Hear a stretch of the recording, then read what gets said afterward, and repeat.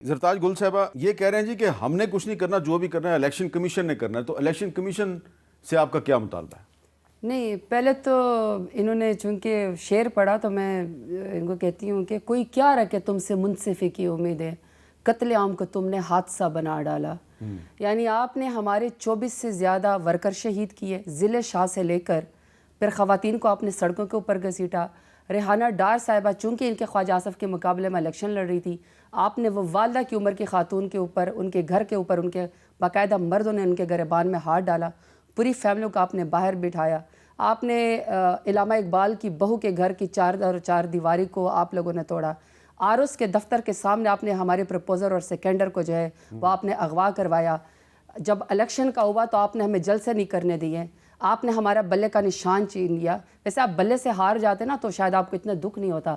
आप तीतर बटेर, बैंगन, चिमटे, जूते से हारे हैं। ये आप लोगों को सोचना चाहिए कि पॉपुलैरिटी आपको फिर भी नहीं मिली। इतने 200 निशानों से आप हारे क्योंकि वोट तो सिर्फ और सिर्फ इमरान खान का है। आपका वैसे क्या था निशान? बेंच का निशान था मेरा। बेंच का? जी, बेंच का निशान था मेरा, लेकिन फिर भी अल्लाह ताला ने इज्जत दी।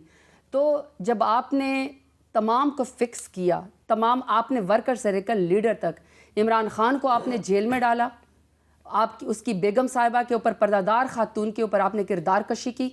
अभी वो जिस हालत के अंदर है आपने उनको नज़रबंद किया और आप साबित करने के तुले हुए की पीटीआई इमरान खान जालिम है, तो इसलिए तो कहते हैं ना कि फिर कत्ले आम को तुमने हादसा बड़ा ना डाला।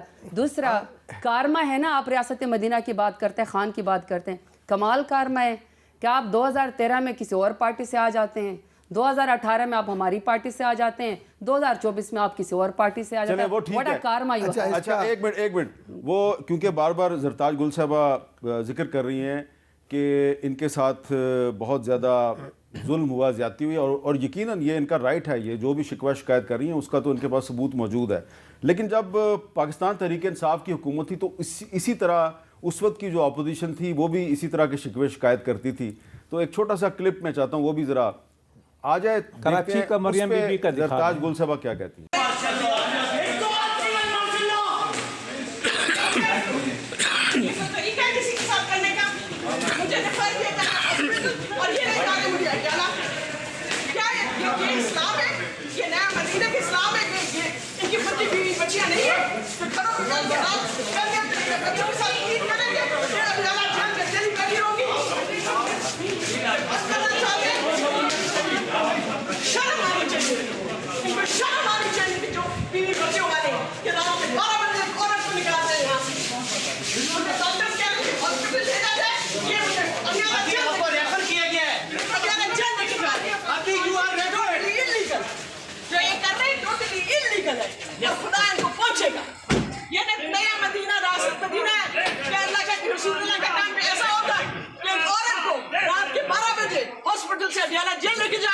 हमारे पास टाइम कम है, लेकिन मैं ये पूछना चाह रहा हूँ कि क्या ऐसा पॉसिबल है कि अब हम बार बार यही क्लिप पुराने दिखाते रहें कि जो उस वक्त गलत हुआ, क्या आज भी जो हो रहा है वो गलत नहीं है? कोई ऐसा रास्ता है कि फरियाल तालपुर साहबा और जरताज गुल साहबा जो हैं वो मिलकर कोई ऐसा कानून बनाए कि कम अज़ कम ख़वातीन के साथ जो है वो सियासी इंतकाम का रवैया इख्तियार ना किया जाए? अच्छा, मैंने जो बात की कि जरदारी साहब वो इसी वजह से की रिकन्सिलेशन के बादशाह।